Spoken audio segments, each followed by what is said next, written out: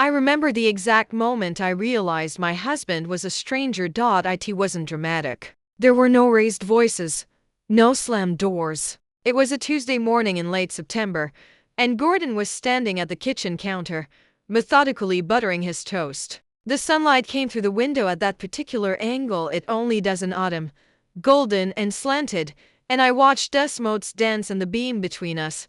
He was humming some tune I didn't recognize. We'd been married 37 years. I knew every sound he made, the way he cleared his throat before speaking, the soft grunt when he bent to tie his shoes, the particular rhythm of his footsteps on the stairs. But this humming was new, light, almost jaunty, and I realized I hadn't heard him hum in years. "You seem happy," I said. He looked up, and for just a second, less than a second, really something flickered across his face. Guilt? Annoyance? It was gone before I could name it. "Just a good night's sleep," he said. "Coffee's fresh if you want some." That was 3 weeks before everything fell apart. My name is Eleanor Hartman. I'm 61 years old. Though some days I feel ancient and others I feel like I'm still that 24-year-old bride who thought she understood what forever meant. I taught elementary school for 32 years, second grade, mostly, and I loved it with a fierceness that surprised me. All those small faces looking up, trusting you to teach them not just reading and arithmetic, but how to be kind, how to keep trying when things got hard. I retired 2 years ago. That's when things started to change, though I didn't see it then. Gordon was an accountant. Reliable, methodical, a little boring if I'm being honest. But boring felt safe after growing up in a house where my father's mood swung like a pendulum and my mother tiptoed around him, trying to keep the peace. Gordon was steady, predictable. He balanced our checkbook to the penny, remembered to change the furnace filter, never forgot our anniversary. We had a good life. Not exciting, maybe, but good. We had 2 children, Michael, who lived in Portland with his wife and twin boys, and Sarah, who'd settled in Chicago and called every Sunday like clockwork. We had a small brick house with a maple tree in the front yard that turned the most glorious shade of red every October. We had routines, inside jokes, a shared history that felt like bedrock. Or so I thought. The humming continued. Over the next few days, I noticed other small things. Gordon started dressing differently, still conservative, but newer clothes I didn't remember him buying. He'd always been a khakis and polo shirt man, but suddenly there were dark jeans, a leather jacket I'd never seen before. He started going to the gym, something he'd never shown interest in during all our years together. "Getting healthy," he said when I asked. "Doctor suggested it. Cholesterol's a bit high." That made sense. Gordon was always one to follow doctor's orders. He started working late more often. That seemed odd since he'd been talking about retirement for the past year. But he said there was a complicated client situation that needed his attention. "Once this is wrapped up, I'll have more time," he promised. "Maybe we could take that trip to Maine you've been wanting." I'd been suggesting Maine for 5 years. He'd always been too busy. I tried to shake off the unease that had settled in my chest like a stone. I told myself I was being paranoid, that retirement had given me too much time to overthink things. I threw myself into projects, reorganizing the basement, volunteering at the library, finally tackling that photo album I'd been meaning to make for the grandkids, but the feeling wouldn't leave. Then came the night I couldn't sleep.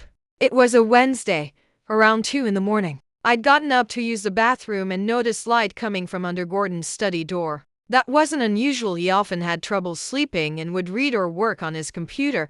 I was about to go back to bed when I heard his voice, low and warm in a way that made something twist in my stomach. "I know, sweetheart. I know it's hard. Just a little longer. Double quote, sweetheart. In 37 years, Gordon had never called me sweetheart. Honey occasionally, usually, but never sweetheart. I stood frozen in the hallway, my heart pounding so hard I was sure he'd hear it. "No, she doesn't suspect anything," he continued. "I told you, she's oblivious. Always has been." The floor seemed to tilt under my feet. "I love you too. Soon, I promise. Very soon."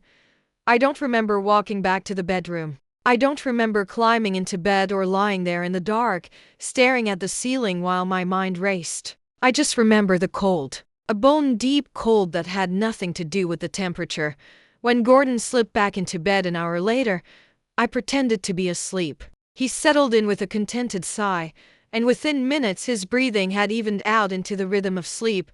I lay awake until dawn. The next morning, I moved through our routine like an automaton. Made coffee, scrambled eggs, set out his vitamins and blood pressure medication like I did every morning. Gordon ate breakfast while reading the news on his tablet. Same as always, I'll be late again tonight, he said, not looking up. Don't wait dinner for me. All right, I heard myself say. He kissed my forehead on his way out, a gesture so familiar it was almost unconscious. The front door closed. His car started. He drove away, and I stood in my kitchen, surrounded by 37 years of accumulated life, and felt completely alone. I didn't confront him. Not then. Maybe I should have. Maybe a stronger woman would have demanded answers, thrown his phone in his face, screamed and cried and fought. But I'd spent a lifetime avoiding conflict, smoothing things over, keeping the peace. Those patterns run deep. Instead, I did something I never thought I'd do. I started investigating. I felt wrong, sneaking around my own house like a thief. But I told myself I needed to know. Needed to be sure before I said anything I couldn't take back. Gordon had always been private about his computer, but he wasn't particularly tech-savvy. His password was our wedding anniversary, the same password he used for everything. I waited until he left for work, then opened his laptop with shaking hands. His email was the first thing I checked. There were hundreds of messages, years of correspondence about taxes and client portfolios and boring financial matters. I almost gave up. Almost convinced myself I was being ridiculous. Then I saw a folder labeled personal.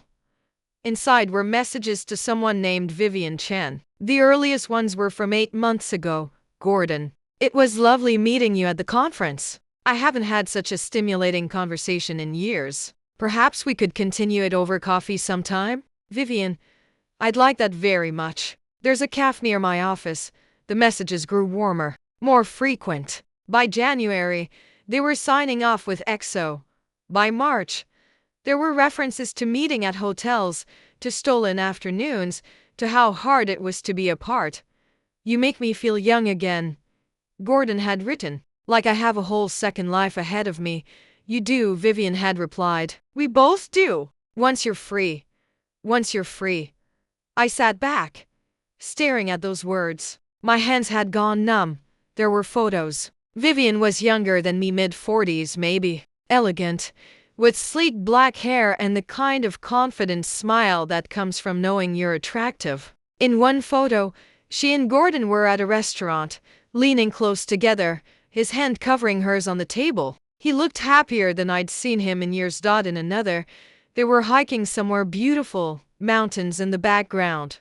Gordon was wearing that leather jacket I didn't recognize. They looked like a couple. They looked like they belonged together. I closed the laptop carefully, as if it might explode if handled roughly. Then I walked to the bathroom and vomited. When I could stand again, I washed my face and looked at myself in the mirror. Really looked. I saw a 61-year-old woman with gray hair cut in a practical bob, wearing old jeans and one of Gordon's cast-off sweaters because it was comfortable. I had lines around my eyes and mouth, smile lines, worry lines, the topography of a life lived. I'd gained weight over the years, especially around my middle. Nothing dramatic, just a gradual softening that comes with age.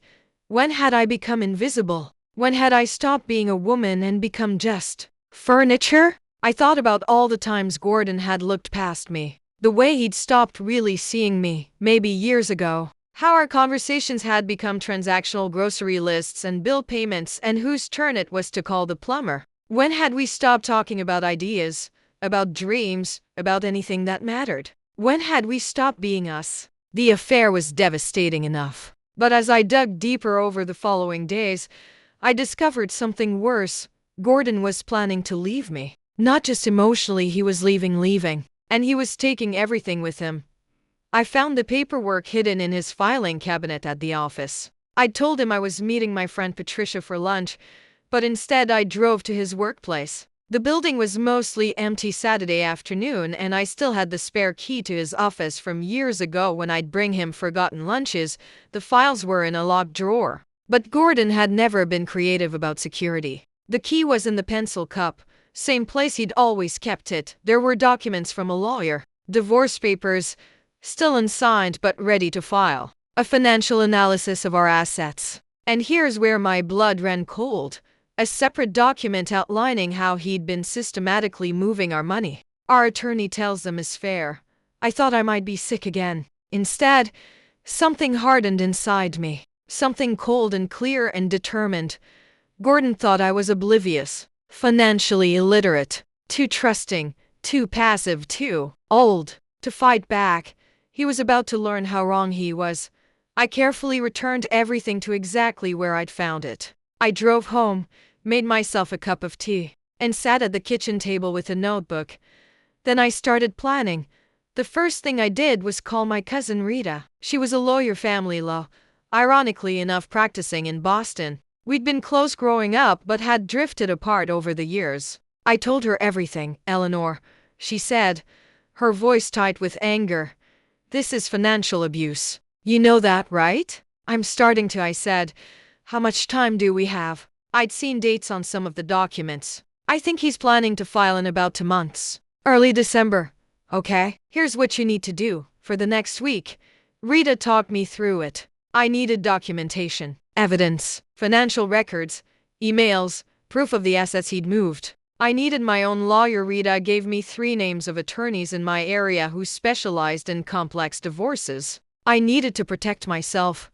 Don't let on that, Rita warned. The element of surprise is your biggest advantage right now. He thinks you're passive. Use that.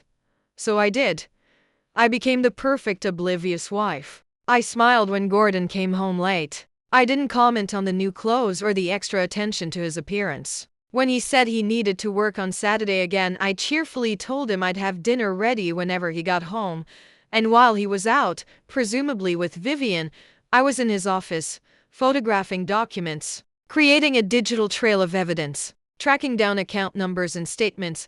I opened my own bank account at a different bank, started depositing my pension checks there instead of in our joint account. Small amounts at first, then more. Gordon never noticed. Why would he? He'd stopped paying attention to me long ago. I met with Janet Rosenberg, one of the attorneys Rita had recommended. She was in her 50s, sharp-eyed, with a no-nonsense air that I found comforting.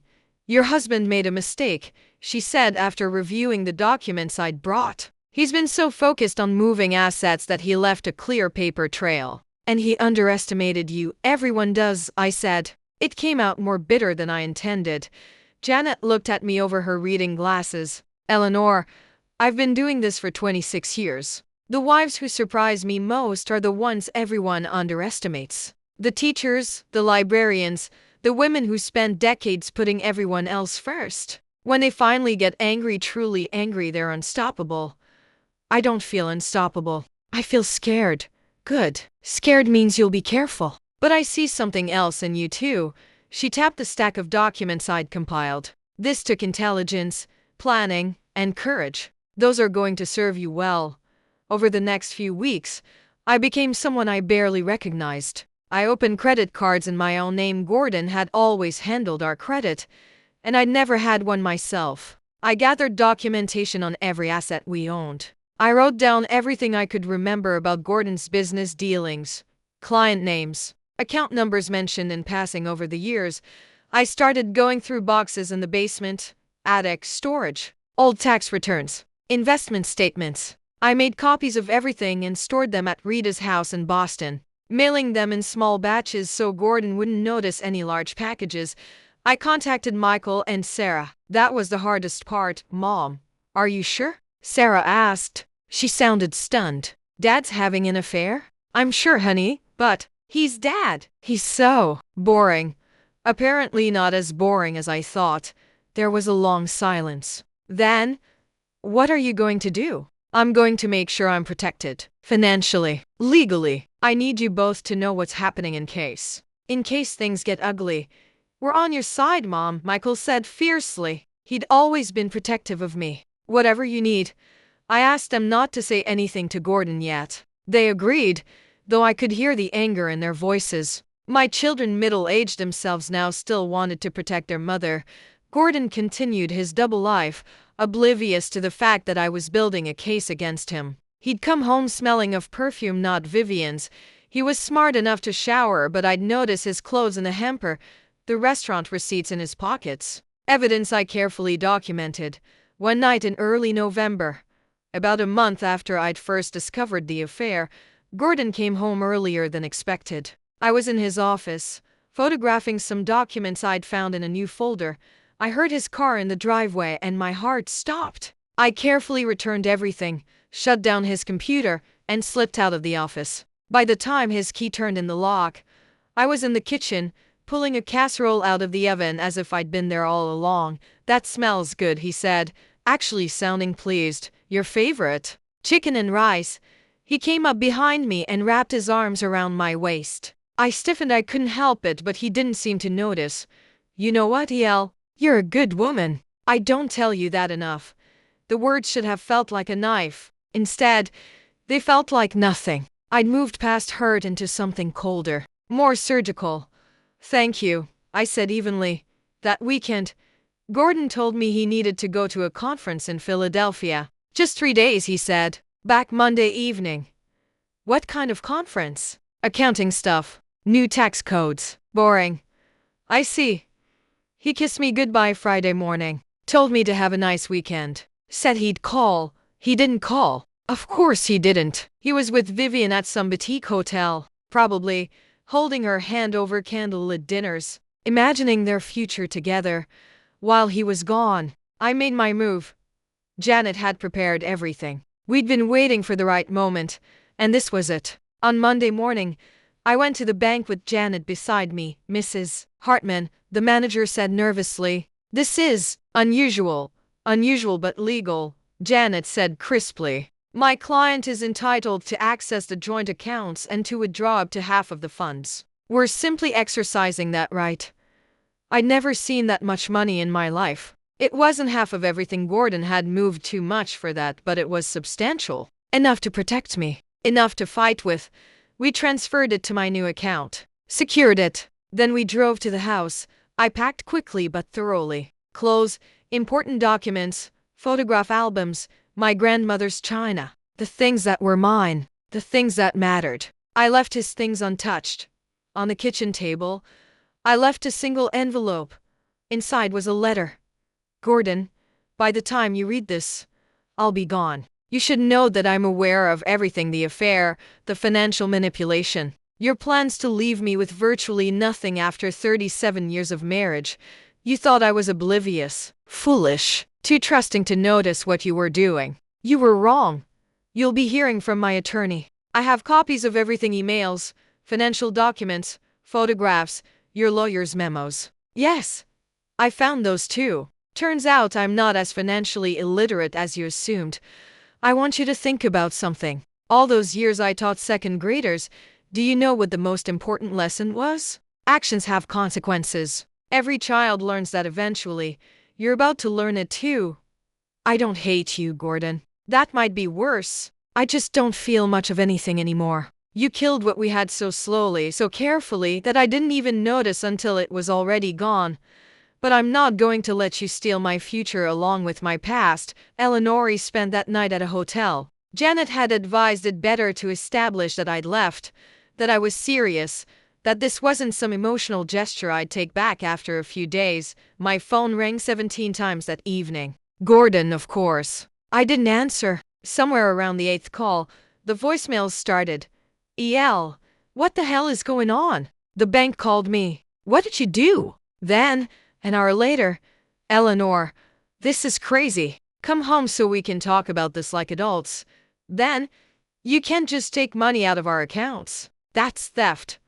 I almost laughed at that one. Almost. The last message, around 11 p.m., was different. Quieter. He sounded tired. "I don't understand why you're doing this. I thought we were happy. I thought we had a good life. Please, just call me. Let's figure this out."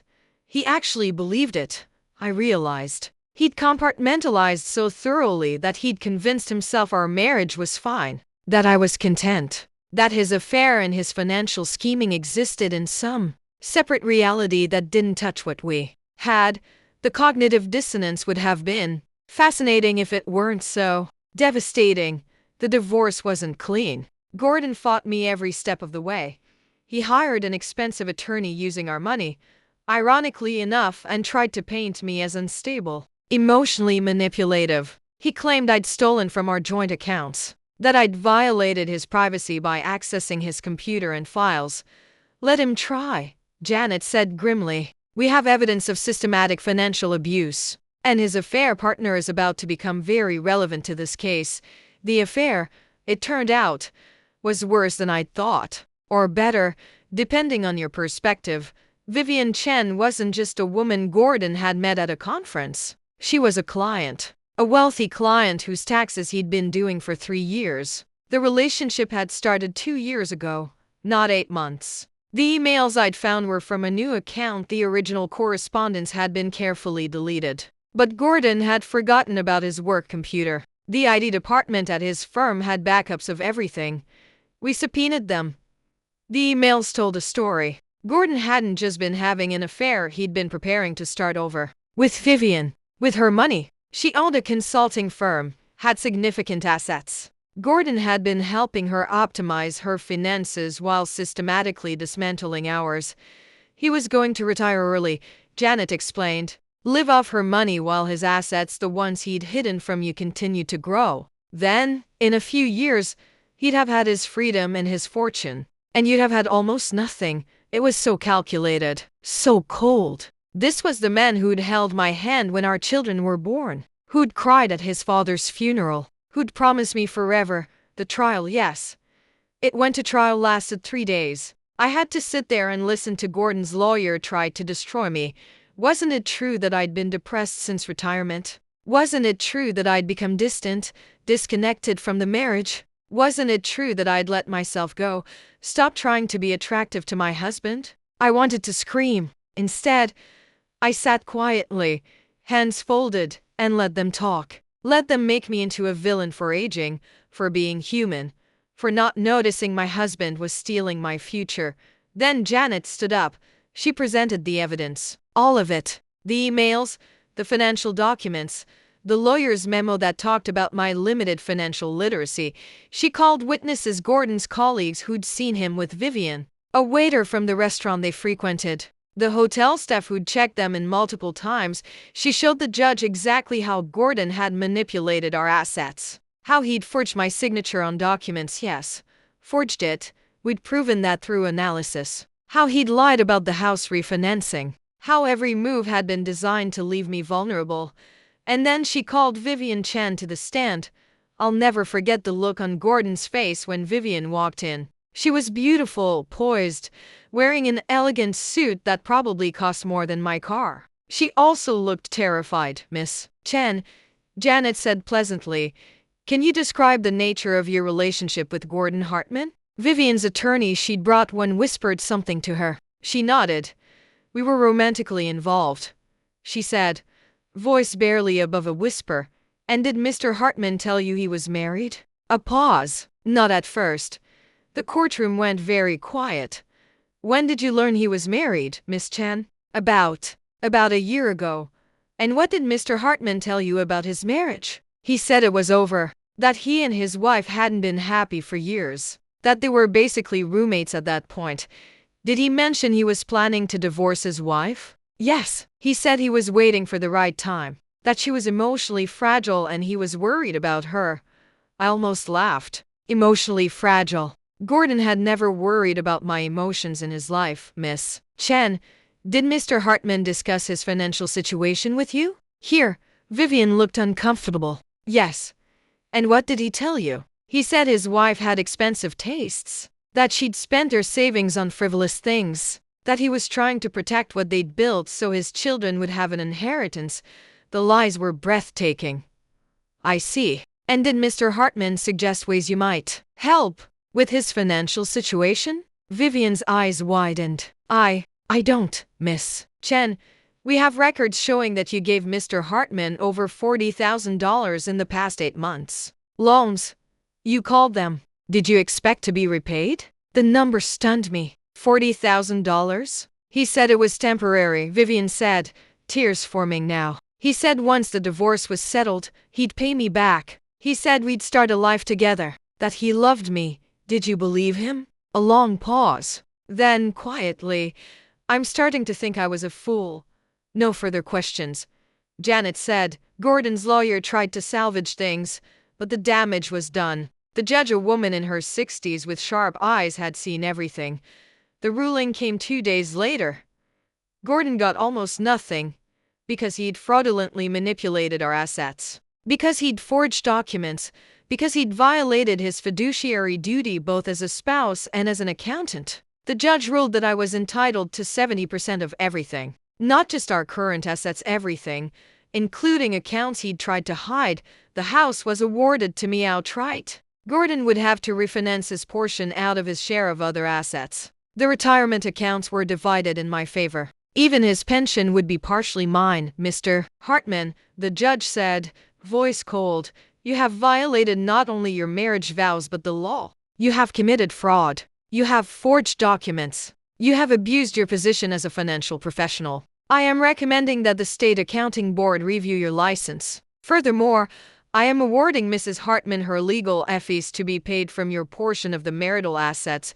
Gordon looked like he might faint. His lawyer was frantically whispering to him. Additionally, the judge continued, given the egregious nature of your financial misconduct, I am ordering a forensic audit of your business practices for the past 5 years. If criminal wrongdoing is discovered, the prosecutor's office will be notified. That's when Gordon's face went from pale to gray. Because we both knew he'd done the same thing to other clients. Not just Vivian. He'd been skimming, manipulating, using his position of trust to enrich himself. The house of cards was collapsing. The aftermath was messy. Gordon lost his CPA license. The audit revealed years of financial manipulation, not just with clients but with his firm's accounts. He was charged with multiple counts of fraud. Vivian sued him for the money he'd borrowed. His firm fired him and sued him as well. Within 6 months, Gordon had gone from planning a comfortable early retirement with his mistress to facing criminal charges and financial ruin.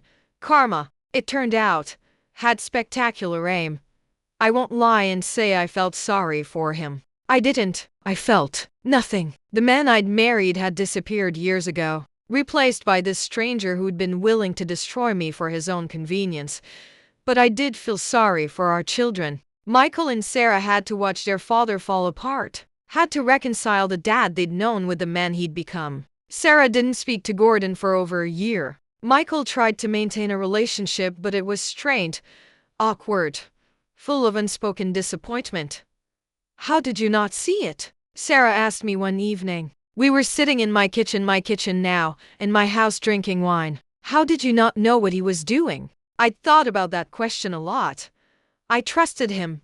I said simply, I'd trusted him for 37 years. And people see what they expect to see. I expected Gordon to be the man I married. So that's what I saw, until I couldn't anymore. I don't think I'll ever trust anyone that completely. Sarah said quietly, don't let this make you cynical, honey. What happened with your father? That's on him. Not on trust. Not on love. But I wondered if I believed my own words. The divorce was finalized on a cold day in February. I didn't attend the final hearing. Janet handled it for me. She called afterward. It's done, she said. You're free. Free. I stood in my empty house. Gordon had moved out months ago, was living in a small apartment and working as a clerk at a tax preparation chain, and tried to feel something. Relief? Triumph? Grief? All I felt was tired. I was 62 years old. I had money now. Security. The house. I'd won. But what exactly had I won? I was alone. My marriage was over. My children were grown. My career was behind me. I'd fought back against Gordon's betrayal and won. But standing there in the silence of my house, I felt the weight of all those years, all that wasted time. And then my phone rang. Eleanor. It's Patricia. Patricia Wu, my friend from book club. We'd known each other for 15 years but had grown closer during the divorce. She'd been there through all of it, bringing me food when I forgot to eat, listening when I needed to vent, reminding me that I was more than just Gordon's victim. Hey, Pat, you sound down. The divorce is final. Oh, honey, I'm sorry. Are you okay? Was I okay? I honestly didn't know. I think so. It's just strange, being officially single after all this time. Listen, Patricia said, I know this might be terrible timing, but I have something to ask you. What's that? You know how I volunteer at the literacy center downtown? Yes, we need someone to help teach ESL classes, English as a second language, adults mostly, who are trying to improve their job prospects. I immediately thought of you, Pat. I don't know. I just finished this whole nightmare, and I'm not sure I'm ready to just come look at it. Tomorrow, 1 hour. If you hate it, I'll never mention it again. I almost said no. I was tired of fighting, tired of trying, tired of everything. But then I thought about that judge's words. The wives who surprise me most are the ones everyone underestimates. I'd surprised Gordon. I'd surprised the lawyers. Hell, I'd surprised myself. Maybe I could surprise myself again. Okay. I said, tomorrow, 1 hour.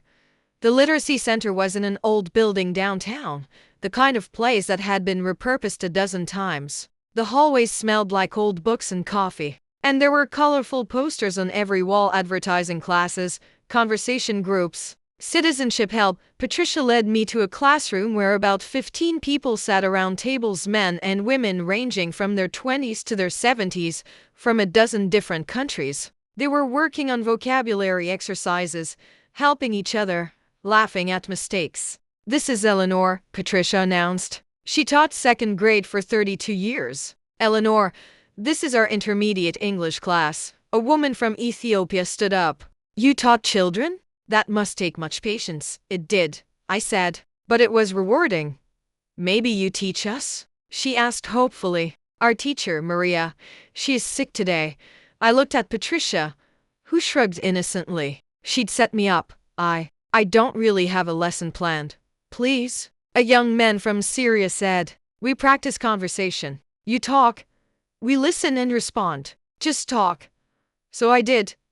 I started telling them about teaching, about the challenges and the joys, about the little boy who thought the alphabet had 30 letters because he kept counting G twice, about the girl who wrote a story about her cat that was so imaginative I'd kept it for years. They listened intently, stopping me occasionally to ask about words or phrases. And then they started sharing their own stories. Why they'd come to America, what they hoped to achieve. The families they'd left behind. An hour turned into 2. By the time we finished, I felt something I hadn't felt in months. Useful. I started volunteering 3 times a week. Then 4. The students were so eager to learn, so grateful for help, that it was impossible not to be drawn in. And they made me see myself differently. To them, I wasn't Gordon's ex-wife or a woman who'd been betrayed. I was teacher Eleanor, who knew words and grammar and could explain the bizarre logic of English idioms. Why is it raining cats and dogs? Amara from Ethiopia asked one day. Are animals falling from sky? No. It just means it's raining very hard. But why cats and dogs? Why not elephants and giraffes? Honestly, I had no idea. Teaching adults was different from teaching children, but no less rewarding. My students had survived things I couldn't imagine: war, displacement, loss. They'd left everything familiar to start over in a country where they couldn't even speak the language. And they did it with courage and determination and hope. They reminded me that it's never too late to start over. In March, 6 months after I'd left the envelope on Gordon's kitchen table, I ran into him at the grocery store. He looked older, thinner. The confidence he'd always carried was gone, replaced by a kind of defeated wariness. He was buying a frozen dinner and a 6-pack of beer. Eleanor, he said, surprised. Gordon. An awkward pause. Other shoppers moved around us.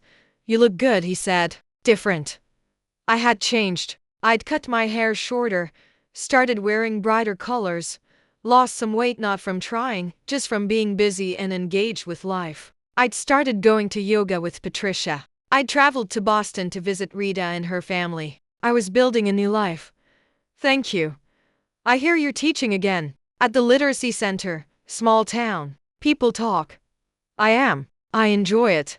He shifted his weight, looking uncomfortable. Eleanor, I want you to know I'm sorry. For everything. I don't expect you to forgive me, but I need you to know I regret how things happened. Part of me had imagined this moment. I'd had whole speeches prepared, cutting things I'd say about betrayal and karma and justice, but standing there in the fluorescent lighting of the frozen foods aisle, I just felt tired of it all. I'm not sure what you want me to say, Gordon.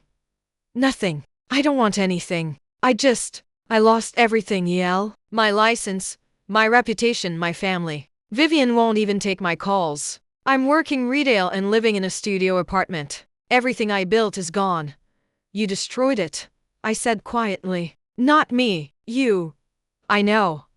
He looked away. I kept thinking I could have it all, that I deserved more. And I didn't realize what I had until it was gone. That's usually how it works. Another pause. An old woman pushed past us, muttering about people blocking the aisle. Are you happy? Gordon asked suddenly.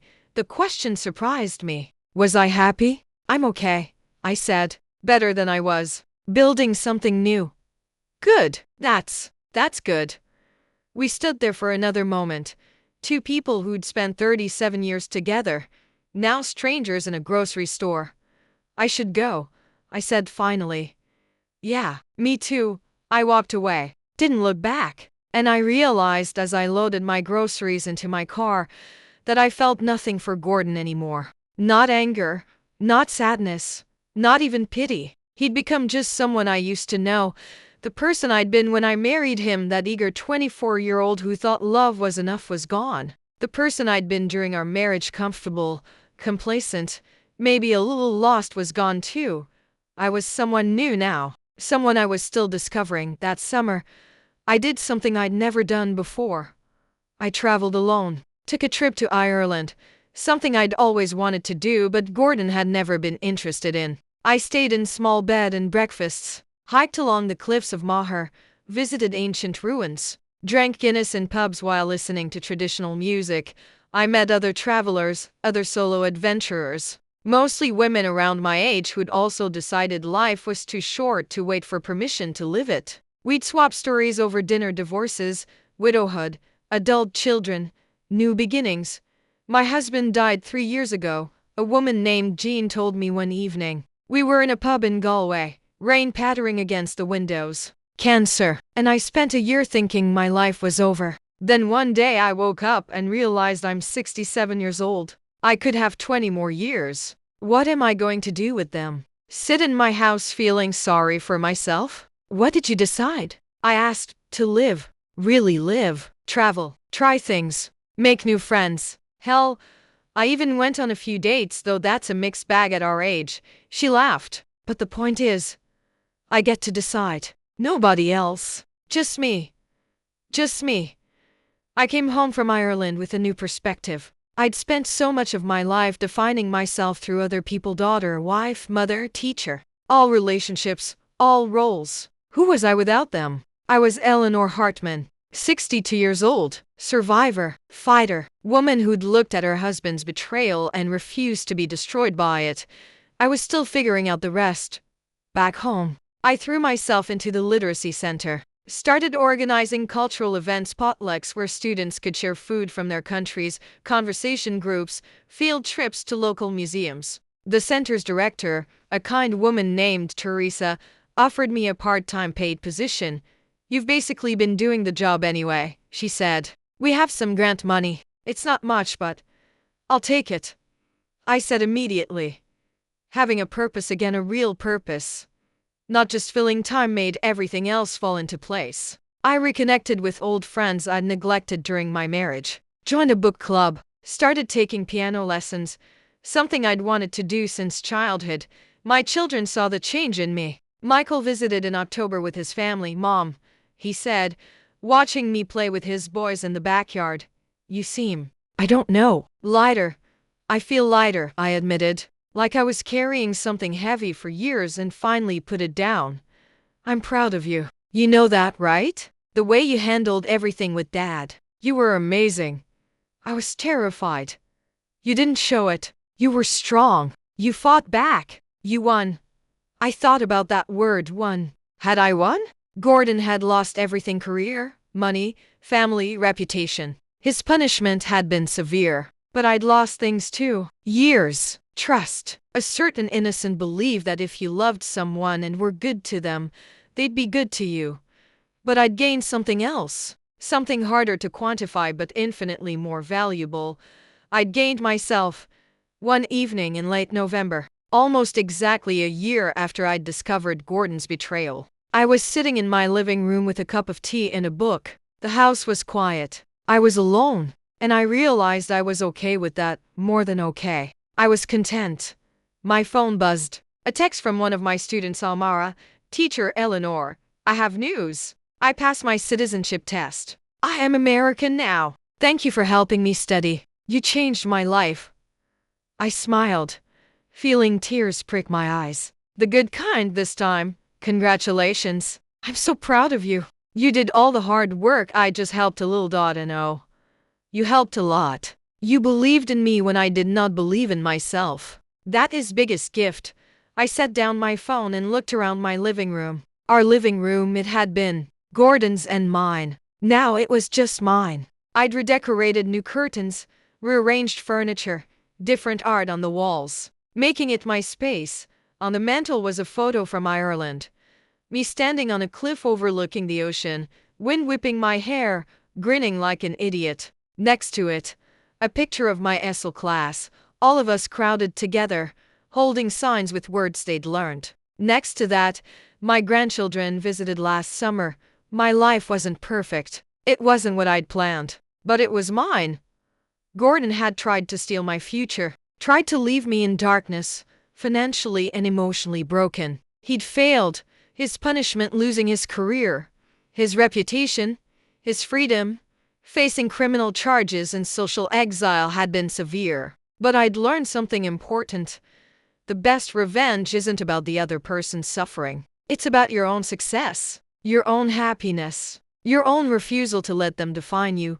Gordon was living in a small apartment, working a minimum wage job, paying off debts and legal fees that would follow him for years. His relationship with our children was damaged, perhaps permanently. He'd wake up every day knowing he'd destroyed everything for a fantasy that had never even been real. That was his punishment, and it was worse than anything I could have designed. But my triumph wasn't his suffering. My triumph was sitting here, in my home, drinking tea, planning tomorrow's lesson, looking forward to dinner with Patricia on Friday and my grandchildren's visit at Christmas. My triumph was that I'd survived, that I'd fought back, that I'd refused to be the victim he'd tried to make me. I picked up my book, a mystery novel Patricia had recommended, and settled back into my chair. Outside, the first snow of winter was starting to fall. Inside, I was warm and safe, and for the first time in longer than I could remember, genuinely at peace.